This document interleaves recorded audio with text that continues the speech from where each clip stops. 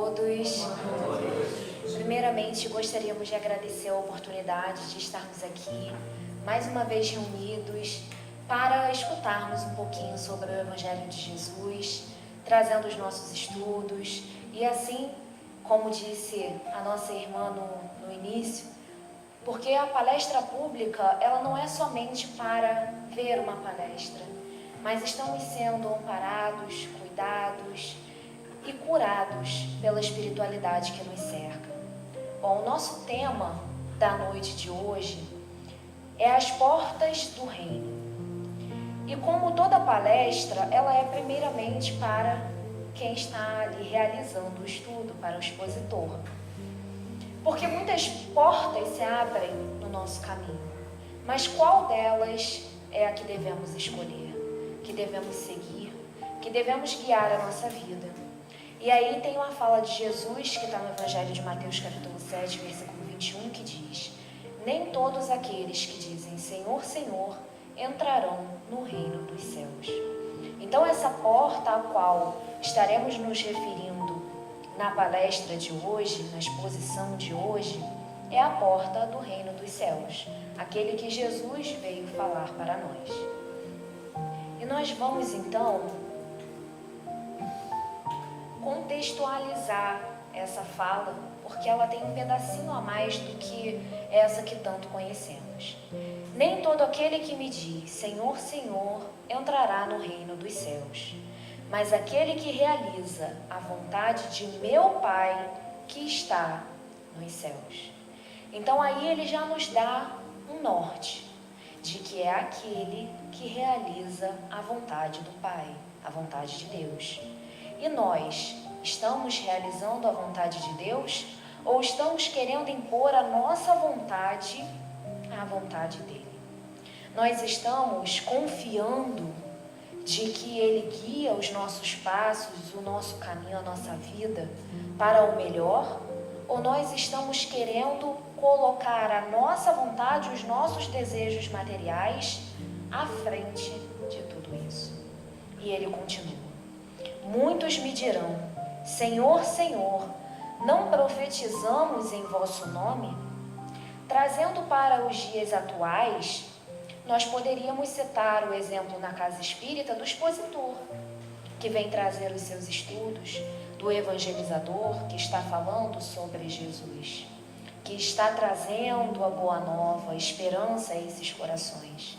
Mas ele diz que só isso não é o suficiente.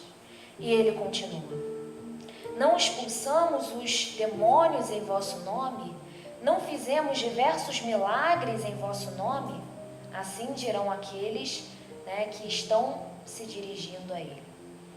E quando ele fala em milagres e expulsar demônios, que seria daimones, na tradução literal, que só quer dizer a um adversário, nós na doutrina espírita, o que seria estar realizando milagres? Aquele médium de cura ou o médium passista que vai para a cabine do passe, que muitas vezes dá ali o passe magnético num irmão que está amplamente enfermo, e aquele irmão recebe a cura, se for vaidoso, ele irá querer se vangloriar daquilo que ele vai achar que foi ele quem fez. Foi ele que fez aquele milagre? Será que realmente somos nós que fazemos? É muita presunção da nossa parte achar que nós, espíritos de terceira ordem, como diz no livro dos espíritos, como espíritos ainda imperfeitos, que somos capazes de fazer algo. Nós somos apenas um instrumento, um lápis nas mãos de Deus e da espiritualidade que nos cerca. E todas as curas que são realizadas envolvem muitos fatores. Primeiramente, a fé daquela pessoa. Jesus, quando realizava os milagres, ele dizia: a tua fé te curou. Então envolve essa fé, envolve essa vontade dirigida em estar curado.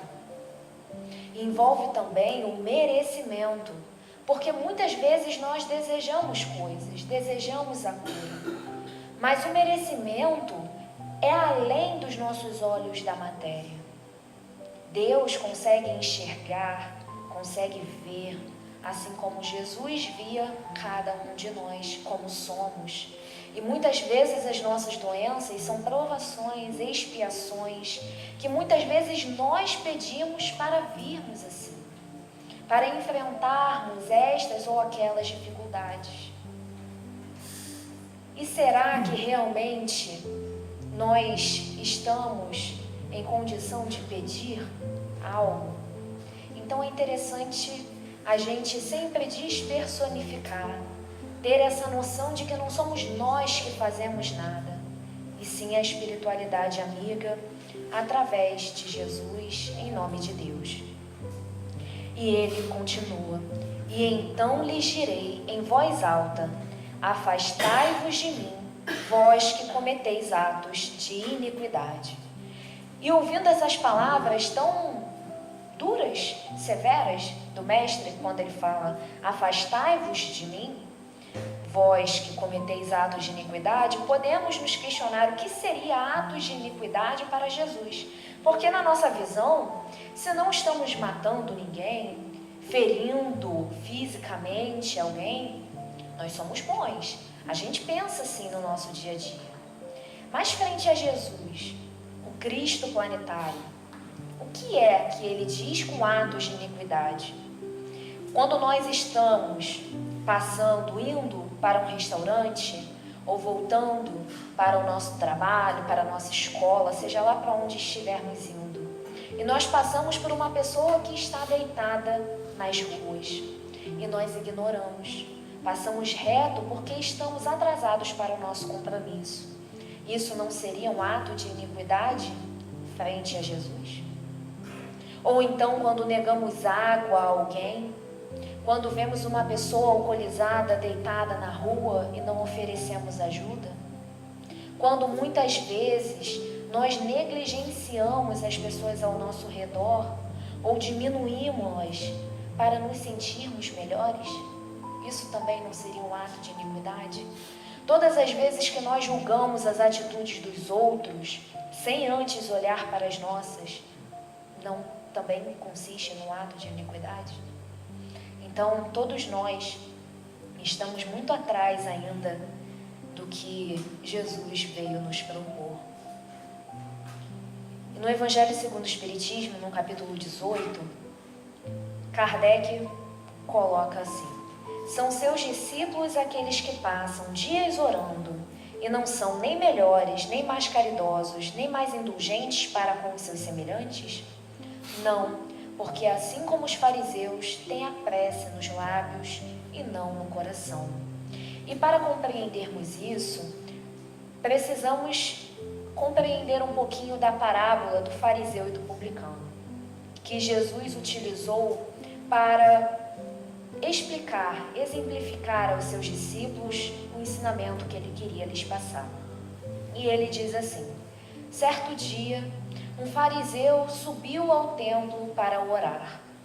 E ele disse: ó Deus, eu não sou injusto como aqueles homens. Eu não sou como os adúlteros e como os publicanos. E ao seu lado havia um publicano, ou seja, um cobrador de impostos, que era visto como uma chaga da humanidade, porque eles estavam traindo o próprio povo, que estava ajoelhado ali de olhos fechados.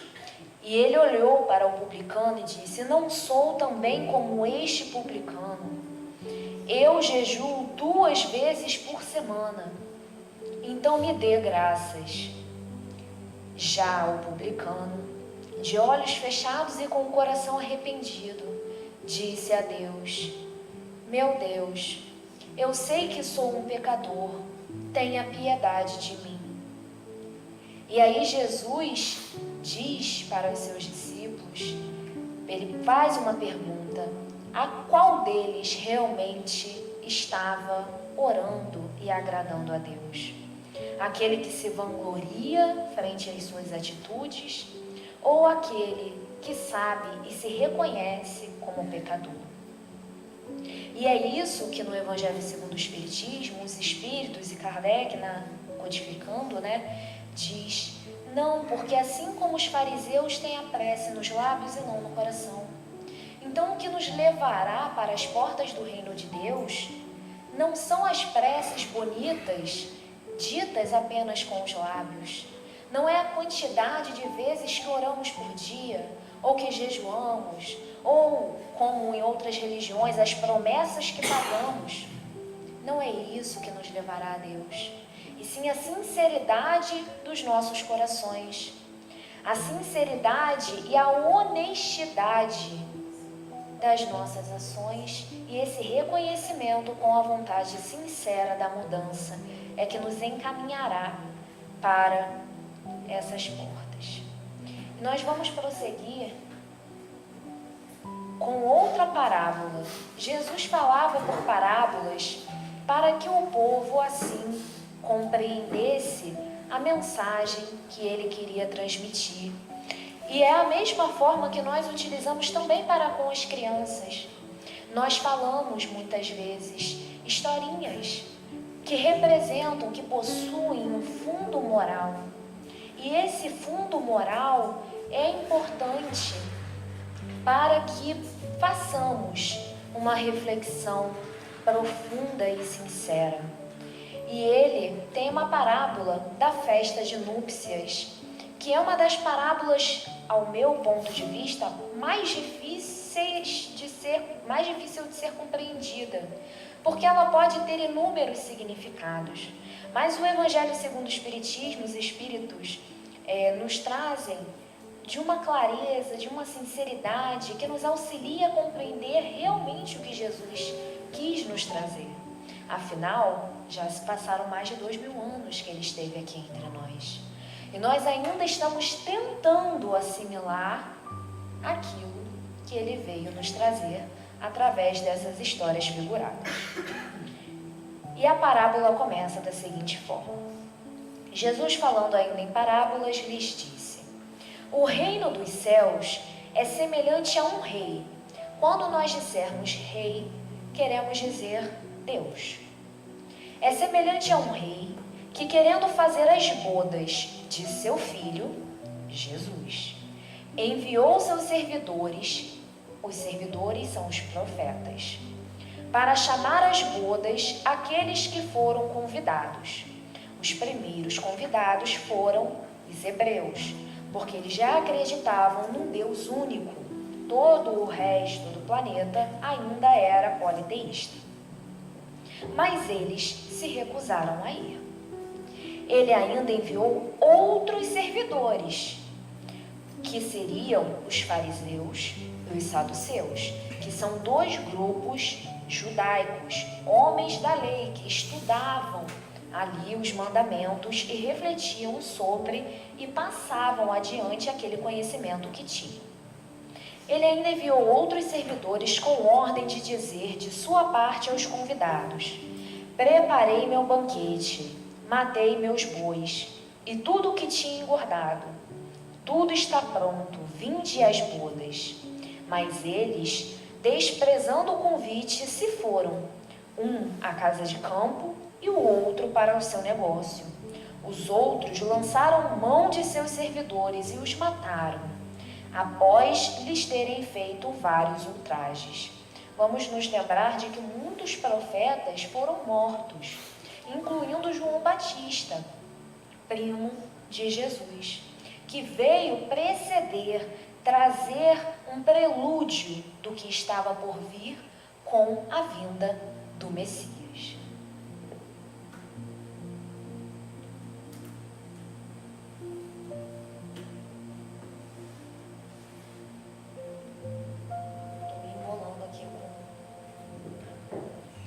O rei, tendo ouvido isto, irou-se, e tendo enviado seus soldados, exterminou esses homicidas e queimou a cidade deles. Lembrando que Jesus falava para aquele povo que ainda seguia muito aquelas regras de quase olho por olho, dente por dente. Ainda era uma sociedade primitiva, que estava ali voltada para o castigo. Então disse a seus servidores: a festa de bodas está pronta, mas os que foram convidados não foram dignos. Ide, pois, às encruzilhadas e chamai às núpcias todos que encontrardes. E todos ele quis dizer também os pagãos, os politeístas. Seus servidores foram então para as ruas e chamaram todos aqueles que encontraram, bons e maus. E a sala de bodas ficou repleta de pessoas que se sentaram à mesa. Muitas vezes, nós olhamos para o outro que ainda está agindo na ignorância, que ainda não está voltado para o propósito do Cristo e pensamos: para esse aqui eu não vou falar do Evangelho de Jesus. Mas a mensagem que Jesus nos trouxe é para todos, para os bons e para os maus. O Evangelho não é só para aqueles que estão ali naquele momento bem. É uma semente que se planta e que um dia irá germinar. Pode não ser agora, pode não ser daqui a 10 anos, daqui a 30, pode ser em outra encarnação, mas uma hora essa semente, ela vai virar uma árvore e ela vai dar frutos. E nós temos como exemplo, dos pagãos e dos politeístas, como a nossa querida Joana de Cusa, Joana de Ângeles, que seguiu Jesus, mesmo tendo os preceitos pagãos romanos da época, e ela abdicou de tudo aquilo para seguir o Mestre e morreu em martírio, anos depois. Entrou o rei em seguida para ver aqueles que estavam à mesa. E tendo percebido um homem que não estava vestido com a roupa nupcial, lhe disse: meu amigo, como entraste aqui sem ter a roupa nupcial? E esse homem ficou mudo. Então o rei disse às pessoas: atai-lhe as mãos e os pés e lançai-o nas trevas exteriores. Lá haverá prantos e ranger de dentes, pois muitos são os chamados e poucos os escolhidos. Quando ele fala da roupa nupcial, ele está se referindo à pureza de coração, ou seja, aquele que ainda não está desejoso, querendo praticar aquilo que ouviria do Filho do Homem, que no caso seria Jesus. E aí ele diz que ali haverá pranto e ranger de dentes. Porque, em verdade, quando não seguimos as leis de Deus, nós sofremos. Os prantos nada mais são do que as lágrimas, do que as nossas lamúrias, quando somos contrários à lei imortal, que é a lei de Deus, que é a única lei que permanece através dos tempos. E no final ele diz: pois muitos são os chamados e poucos os escolhidos. Porque a semente foi plantada em todo o solo. Todos receberam a palavra do Cristo. Alguns escolheram tampar os ouvidos e não ouvir. Outros ouviram, passou de um lado para o outro e continuaram seguindo as suas vidas de vícios, de comportamento também. Enquanto outros assimilaram aquilo e tentaram praticar. Então é isso que ele está querendo nos passar através dessa parábola. E é interessante porque quando falamos da porta larga e da porta estreita, é importante que pensemos num caminho. Nós estamos a caminho. Tem até um livro, A Caminho da Luz. Nós estamos a caminho da luz. Mas esse caminho, ele tem pedras, onde nós tropeçamos, caímos e nos levantamos. E o importante é sempre levantar e seguir adiante, independente do quanto tenha doído aquela queda. E fazer diferente. Se eu vi aquela pedra, então eu dou a volta. Eu já não vou tropeçar de novo na mesma pedra. E assim são com os nossos erros.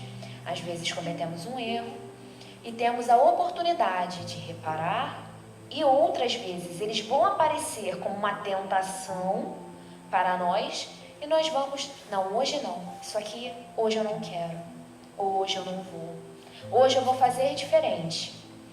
E a porta larga e a porta estreita, essa imagem nós pegamos na internet, e ela é uma imagem bem interessante, porque ela traduz bastante o que Jesus quis nos dizer. E está citado, né, no Evangelho de Mateus, capítulo 7, versículo 13 e 14, as seguintes palavras de Jesus: Entrai pela porta estreita, pois a porta da perdição é larga, e o caminho que a ela conduz é espaçoso, e há muitos que por ela entram. Como a porta da vida é pequena, como o caminho que a ela conduz é estreito, e como há poucos que a encontram.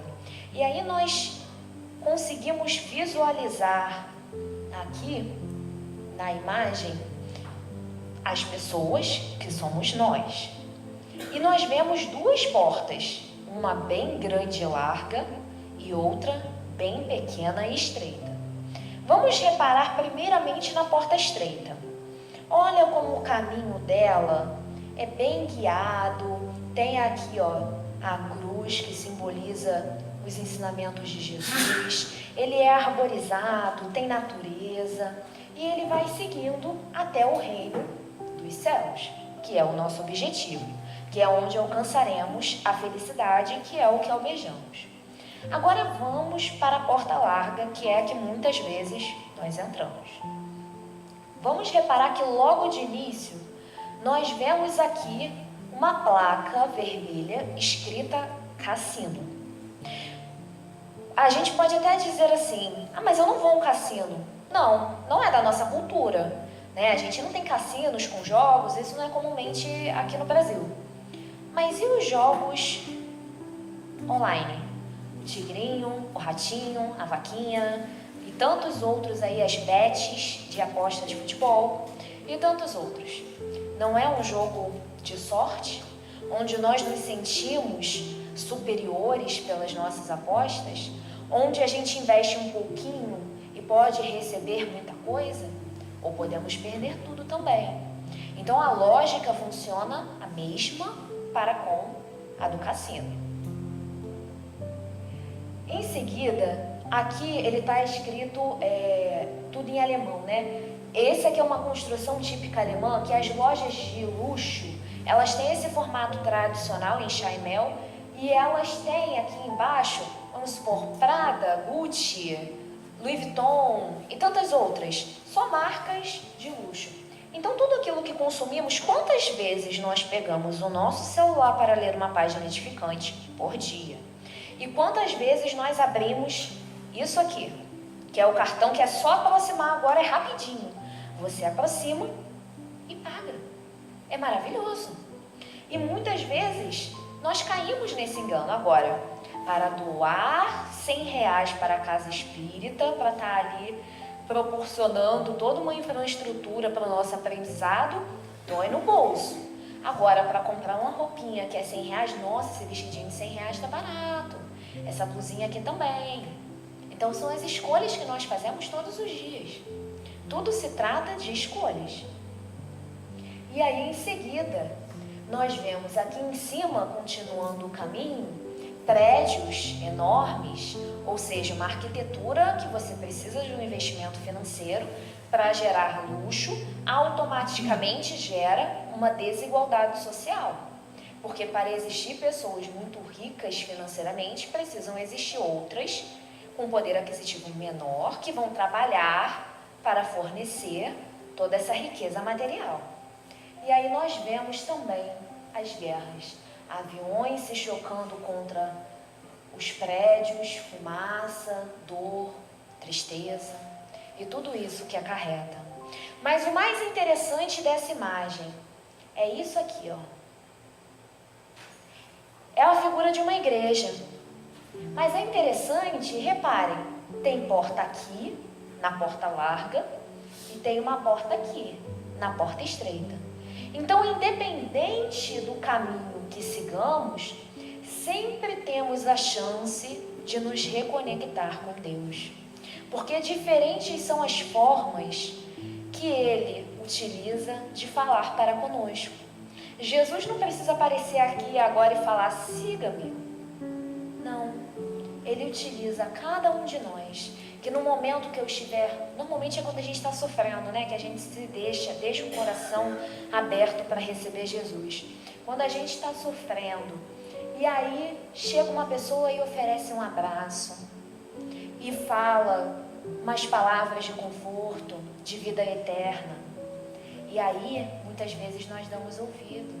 Porque muitas vezes, na maior parte das vezes, nós vamos recorrer à religião pela dor e não pelo amor. Infelizmente. Mas o importante é que ela está aqui. Jesus, Deus, não desiste de nós porque estamos indo pela porta larga. Eles nos oferecem a todo instante oportunidades de mudar o rumo das nossas vidas e seguir uma vida de simplicidade, uma vida em comunhão com a natureza. Por que devemos esgotar os recursos naturais para nos satisfazer? Por que não conviver com a natureza? Ela estava aqui antes de nós. Quando partimos, ela vai continuar existindo. Então, cabe a nós essa reflexão, porque nós escolhemos a porta larga porque ainda estamos desejando os prazeres do mundo, ao invés da reforma íntima, que é o que vai nos trazer diretamente a felicidade que nós desejamos alcançar. E também pelas facilidades, porque ir pela porta larga é mais fácil. Nós temos a aprovação social, nós podemos ter uma aquisição financeira melhor, uma casa melhor. Então ela é mais fácil. Agora, fazer a reforma íntima dói, é doloroso. Rever os próprios valores é difícil. Aceitar e assumir o erro é mais difícil ainda. Mas se nós tentarmos, dia após dia, Emmanuel nos fala, pelo menos um passinho em cada existência já é uma grande coisa. Porque nós não estamos aqui, vindos de primeira viagem. Nós somos espíritos há milênios reencarnando e cometendo os mesmos erros e enganos. Então, quanto antes nós tentarmos nos modificar, abrir os nossos corações para praticar os ensinamentos de Jesus, mais rápido nós não teremos as dores que nos dilaceram por dentro. Porque a dor moral, ela é muito pior do que a dor física.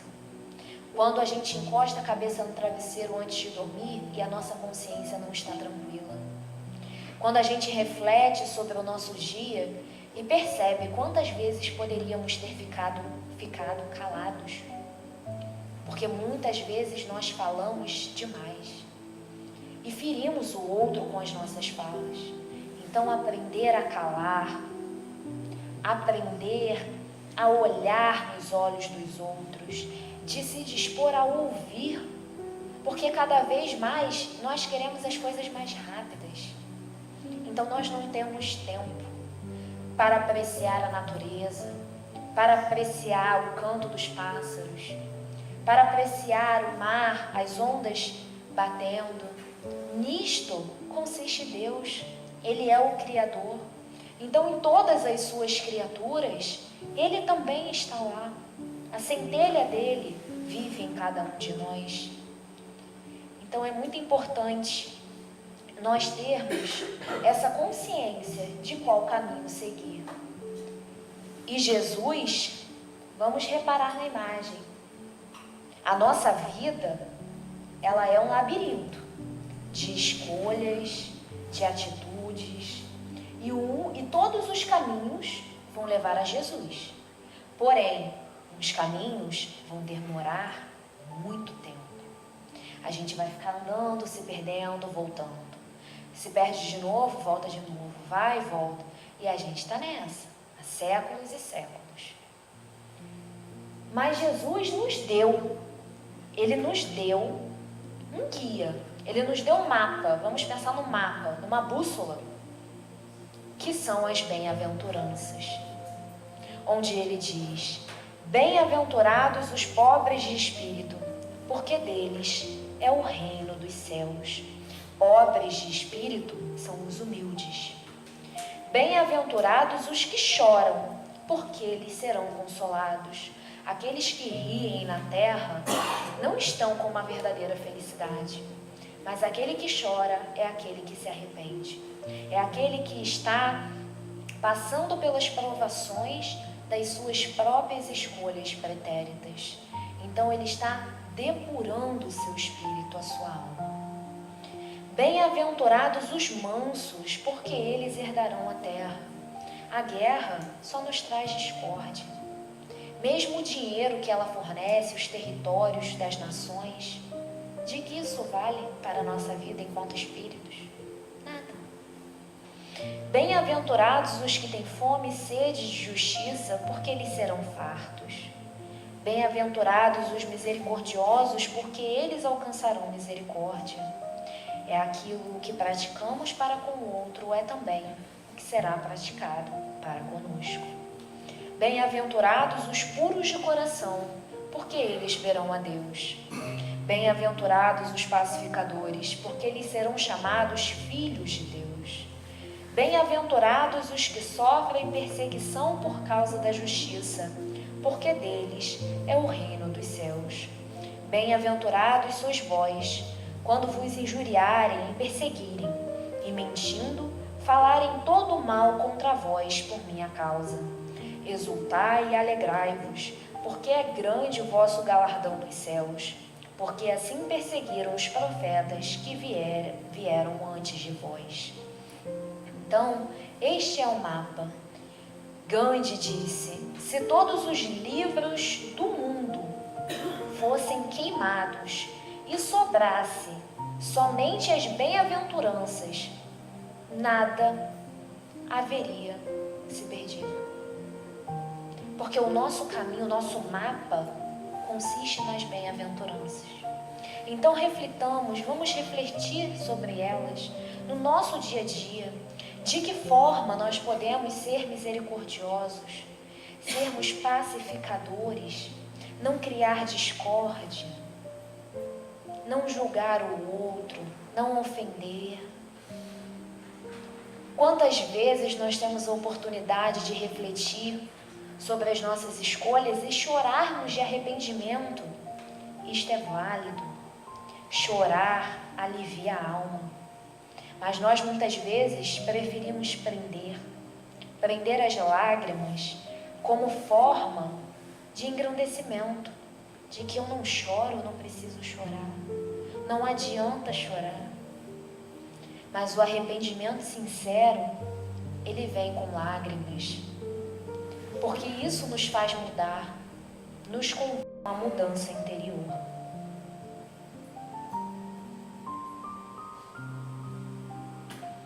E então, no Evangelho de Lucas, no capítulo 12, versículo 47 e 48, Jesus diz assim: o servo que conhece a vontade do seu Senhor e não se prepara, nem segue as instruções dele, será duramente castigado. Mas aquele que não a conhece e faz algo errado, será castigado com menos severidade. A quem muito foi dado, muito será pedido. E a quem muito foi confiado, ainda mais será exigido. Hoje, nós somos cristãos. Nós já ouvimos a palavra do nosso Salvador, de Jesus, do nosso Cristo planetário. Então, quando nós não seguimos aquilo que Ele nos diz, nós estamos para qual filhos rebeldes de Deus. Porque nós já sabemos o certo, o que devemos fazer, mas persistimos em não fazer. Então nós somos desobedientes. E lembra lá no início, muitos me dirão: Senhor, Senhor, e eu vos direi que eles não entrarão no reino dos céus. E aí é disso que ele está nos dizendo, que na verdade nós devemos ser obedientes. E em Lucas, no capítulo 22, versículo 25 a 27, ele diz assim: e ele lhes disse: os reis dos gentios dominam sobre eles, e os que têm autoridade sobre eles são chamados benfeitores. Mas não serei vós assim. Antes, o maior entre vós seja como o menor, e quem governa como quem serve. Pois qual é maior, quem está à mesa ou quem serve? Porventura, não é quem está à mesa? Eu, porém, entre vós sou como aquele que serve. Jesus não veio para o planeta Terra como rei, como imperador romano. Ele poderia ter vindo. Talvez muitas pessoas tivessem mais ainda o escutado. Mas aí é que consiste o engano. Porque ele veio nos ensinar sobre humildade. E como seria ensinar sobre humildade em um berço de ouro? Então ele vindo, filho de um carpinteiro, de uma mulher de Nazaré, que era uma cidade desprezada daquela região. Ele nasceu em uma manjedoura, num pasto, no celeiro ali onde ficavam os animais. Ele veio como símbolo da humildade, para nos ensinar estas coisas. E ele diz que ele veio como quem serve. E nós muitas vezes queremos nos colocar na posição de sermos servidos. Mas ele, que é o Cristo planetário, ele lavou os pés dos seus discípulos. Naquela época, essa função era a dos servos, dos escravos. Se a família fosse menos abastada, era das mulheres, das crianças. E ele lavou na última ceia os pés dos seus discípulos em sinal de humildade. Então nos façamos menores, porque seremos maiores no reino dos céus. E quem foi um exemplo para nós é Francisco de Assis. Francisco de Assis, nascido em Assis, na Itália, ele era filho de comerciantes e na adolescência esbanjava o dinheiro do seu pai. E ele até quis ir para a guerra, certa vez, onde a Itália ali estava enfrentando guerras com outras províncias. Mas ele ouviu, ele primeiro foi acometido por uma doença e depois ele ouviu o chamado de Jesus. Ele o viu descendo da cruz em uma igreja. E ele seguiu e foi, começou a praticar ali uma vida evangélica, no sentido de religiosa, uma vida religiosa. E ele renunciou a tudo que era material. E certa vez, ele voltou à sua casa e falou para o seu pai: pai, eu estou seguindo uma vida religiosa. Vamos nos lembrar que antigamente era muito comum os filhos seguirem a profissão dos pais, darem continuidade aos seus negócios. E ele falou: eu vou seguir uma vida religiosa.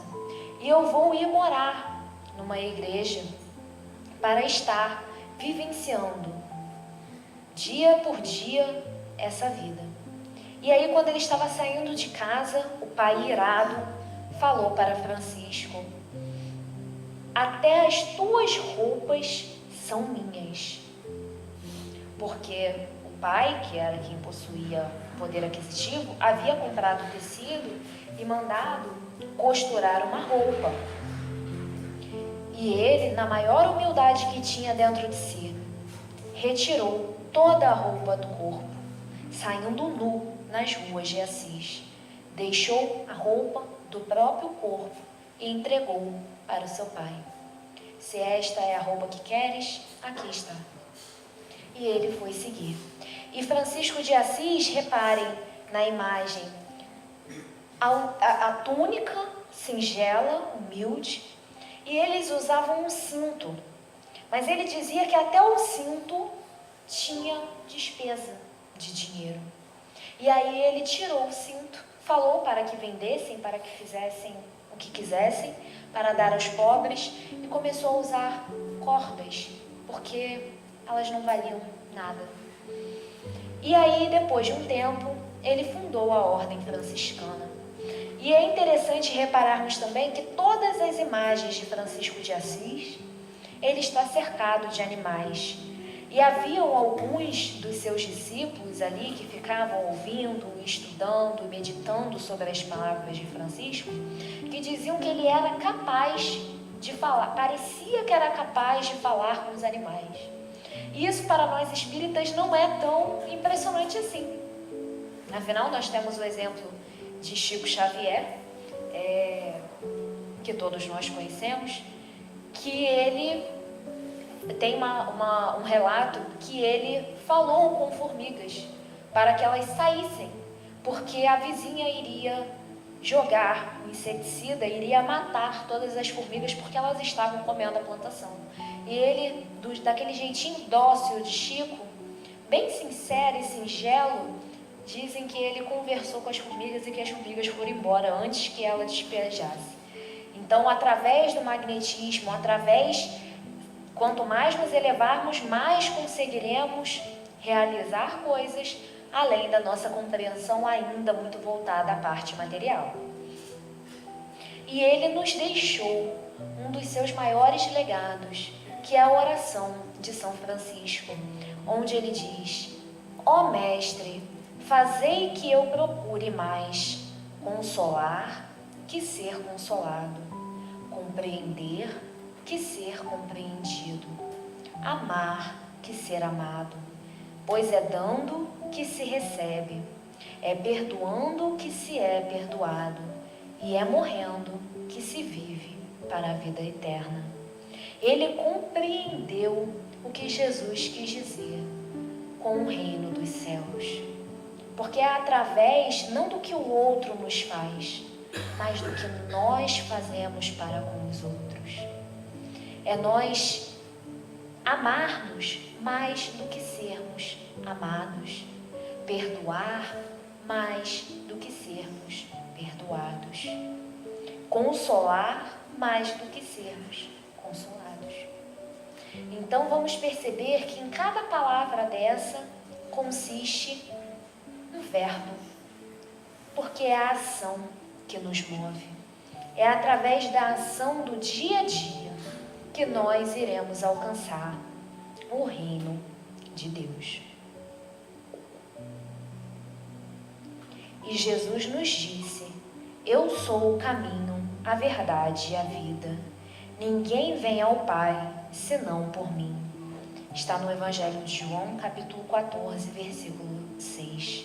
Porque através somente dos seus ensinamentos é que nós adentraremos estas portas do reino de Deus e poderemos dar o nosso tão sonhado abraço, ali como a menina da imagem, em Jesus, e tê-lo ali em nossos braços, estarmos sendo abraçados por Ele, consolados pelo seu amor, vendo a verdade nos seus olhos, límpidos e puros.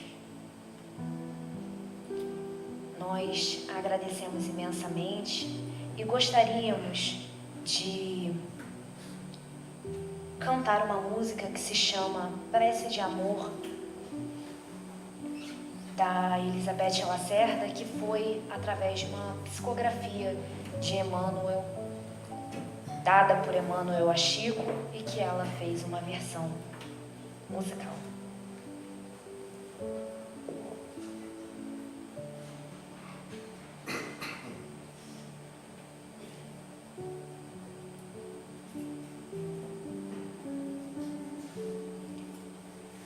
E nesse momento, vamos pedir para que fechem os olhos, se concentrem nas palavras, meditem nos ensinamentos, porque a todo instante estamos sendo amparados por Jesus e por toda a espiritualidade amiga.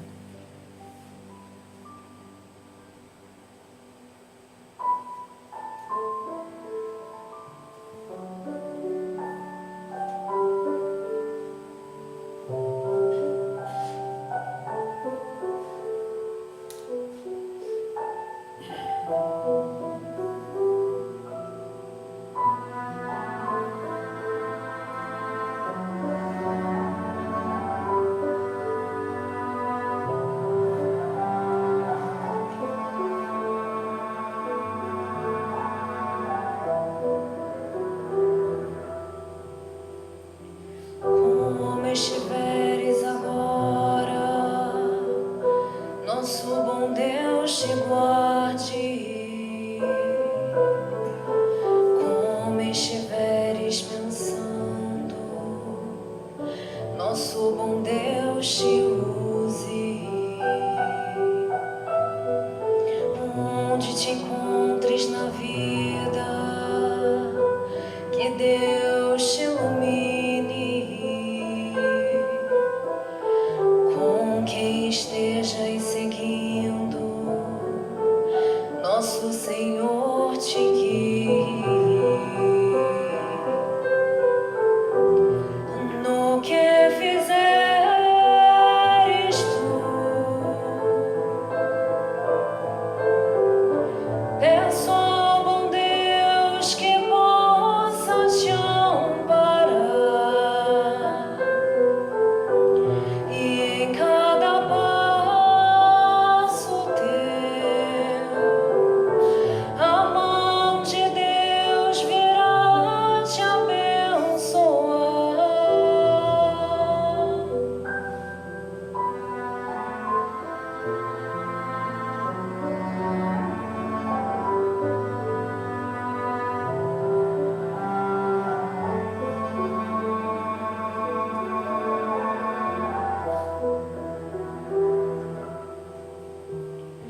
Como estiveres agora, nosso bom Deus te guarde. Como estiveres pensando, nosso bom Deus te use, onde te encontres na vida, que Deus te ilumine, com quem estejas seguindo, nosso Senhor te guie.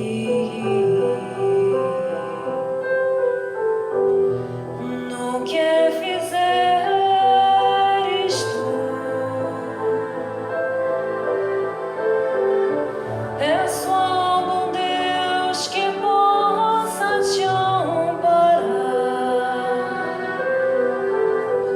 e em cada passo teu a mão de Deus virá te abençoar.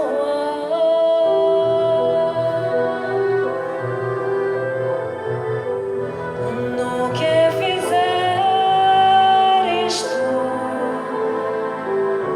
peço ao bom Deus que possa te amparar, e em cada passo teu a mão de Deus virá te abençoar.